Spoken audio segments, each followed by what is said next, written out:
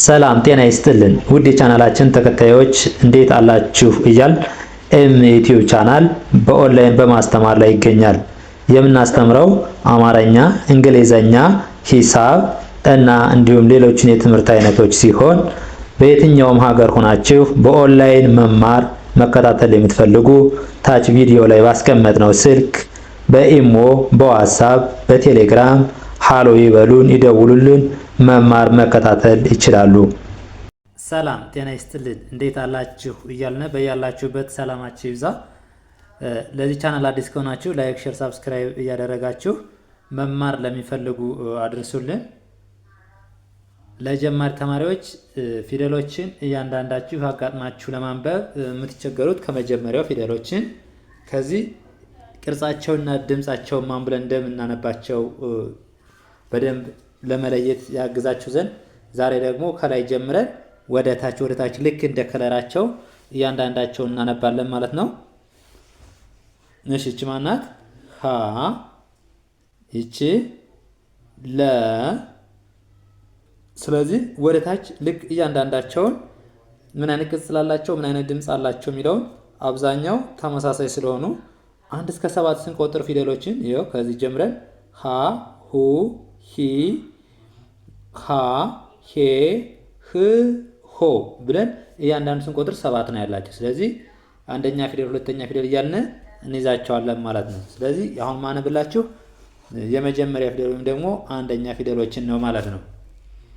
ሀ፣ ለ፣ ሀ፣ መ፣ ሰ፣ ረ። ሀ፣ ለ፣ ሀ፣ መ፣ ሰ፣ ረ። እነዚህ ደግሞ ሁለተኛ ፊደሎች። እስኪ ሁለተኛ ፊደሎችን ስናያቸው ምን አይነት ቅጽል አላቸው? እስኪ መጀመሪያ ምን አይነት ቅጽል እንዳላቸው እናያቸዋለን። ከጎን ሁለተኛ ፊደሎች ቅጽላቸው ከየት ነው ማለት ነው? ከጎን። ድምጻቸው ደግሞ ኡ ሚል ድምጽ አላቸው። ሁ፣ ሉ፣ ሁ፣ ሙ፣ ሱ፣ ሩ። ሁ፣ ሉ፣ ሁ፣ ሙ፣ ሱ፣ ሩ። ስለዚህ ኡ ሚል ድምጽ አላቸው። ቅጽላቸው ደግሞ ከመጀመሪያው ለየት የሚያደርጋቸው ከጎናቸው ምን አለ? ቅጽል አላቸው ማለት ነው። ምን አላቸው? ቅጽል አላቸው። ስለዚህ የመጀመሪያ ፊደሎች ምንም አይነት ቅጽል የላቸውም። ሁለተኛ ፊደሎች ደግሞ ከጎን ብለን እንይዛቸዋለን። ከጎን ቅጽል አላቸው ከመጀመሪያ ፊደል የሚለዩበት ማለት ነው። እስኪ ሶስተኛ ፊደሎች ደግሞ ኢ ሚል ድምጽ ነው ያላቸው። ሶስተኛ ፊደሎችን ስታነቡ ወይም ደግሞ እግራቸው ላይ ሸፈፍ ያሉ ወደ ቀኝ ሸፈፍ ያሉ ፊደሎች ሶስተኛ ፊደሎች ናቸው ማለት ነው። ሂ፣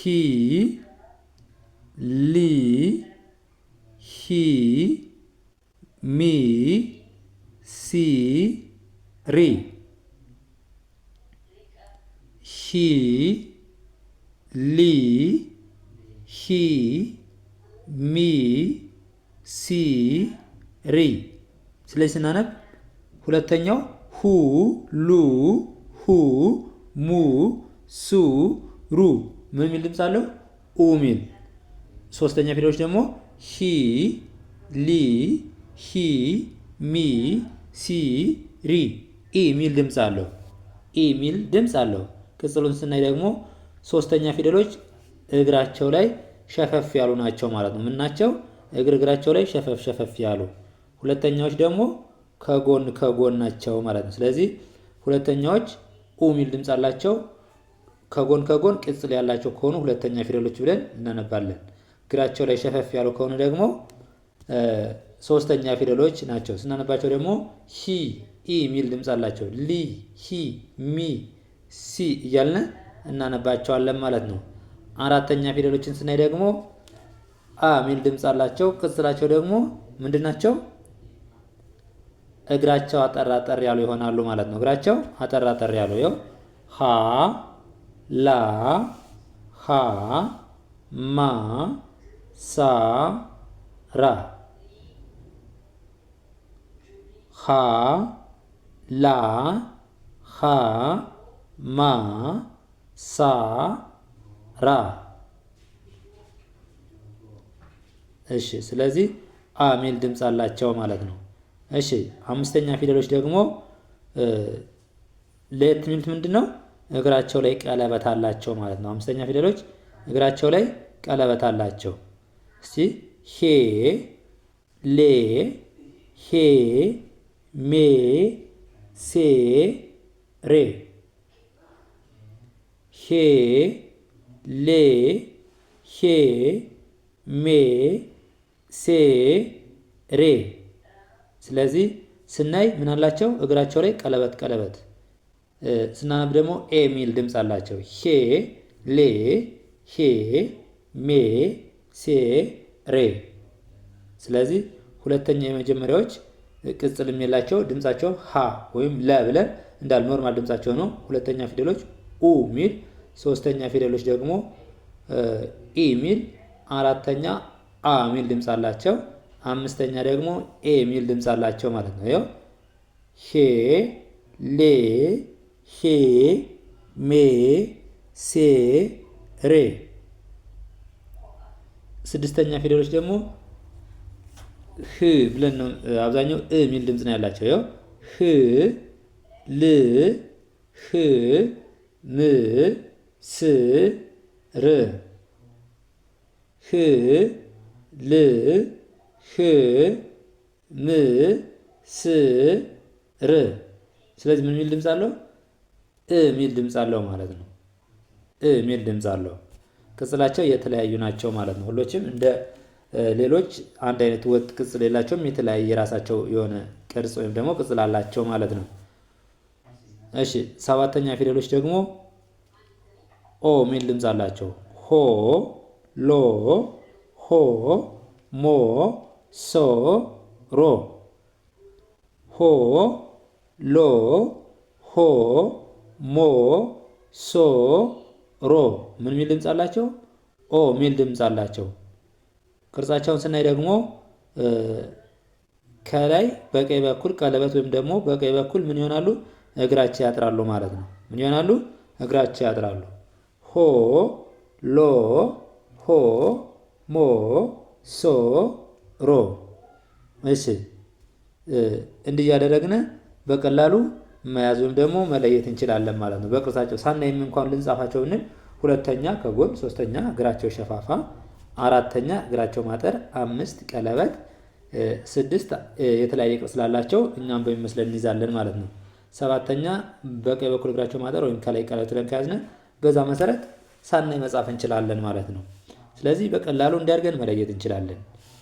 ከዛ በተረፈ በአጭር ጊዜ አቀላጥፈን ማንበብ መጻፍ መማር እንፈልጋለን ለምትሉ ደግሞ ከታች ቴሌግራም ላይ ባለው ስልክ በኢሞ በቴሌግራም በዋትስአፕ በማንኛውም ሶሻል ሚዲያ ደውሉልን። በአጭር ጊዜ የምትፈልጉትን ማንበብ መጻፍ የምትፈልጉትን የትምህርት አይነት መማር ትችላላችሁ ማለት ነው።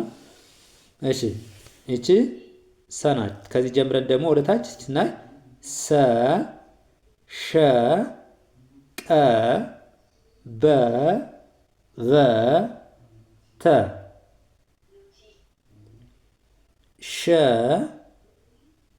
ሸ ሰ ሸ ቀ በ ቨ ተ። እስኪ እያንዳንዱ ስናይ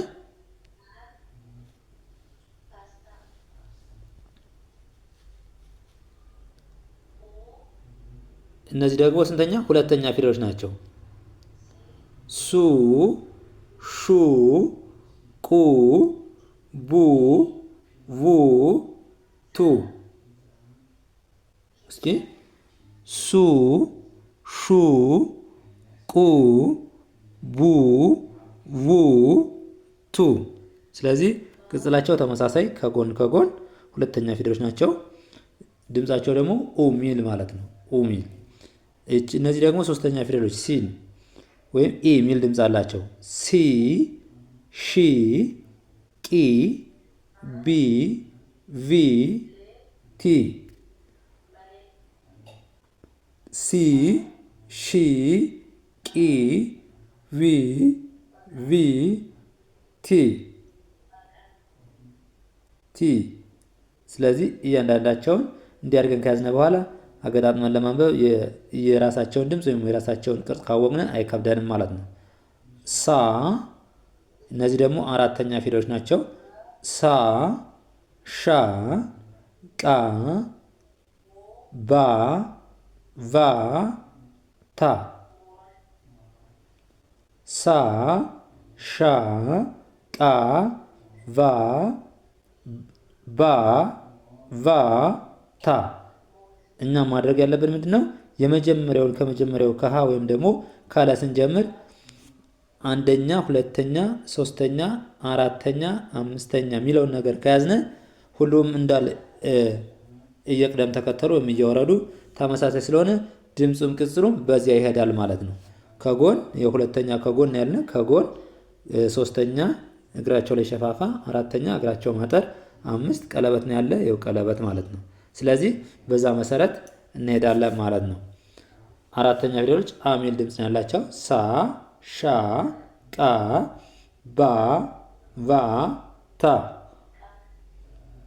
አምስተኛ ፊደሎች ደግሞ ኤ ሚል ድምፅ ነው ያላቸው። ሴ ሼ ቄ ቤ ቬ ቴ ሴ ሼ ቄ ቤ ቬ ቴ ቴ። እሺ ስድስተኛ ፊደሎች ደግሞ የተለያየ ቅርጽ ነው ያላቸው። እንደየ አይነታቸው ወይም ደግሞ እንደ ቅርጻቸው እኛን ደስ በሚለን ሰይመን ወይም ደግሞ ምሳሌ ይዘን ይዛቸዋለን ማለት ነው። ስናነባቸው ግን ሚል ድምፅ ነው ያላቸው። ስ ሽ ቅ ብ ቭ ት ስ ሽ ቅ ብ ቭ ት። እሺ ሰባተኛ ፊደሎች ሶ ሾ ቆ ቦ ቮ ቶ።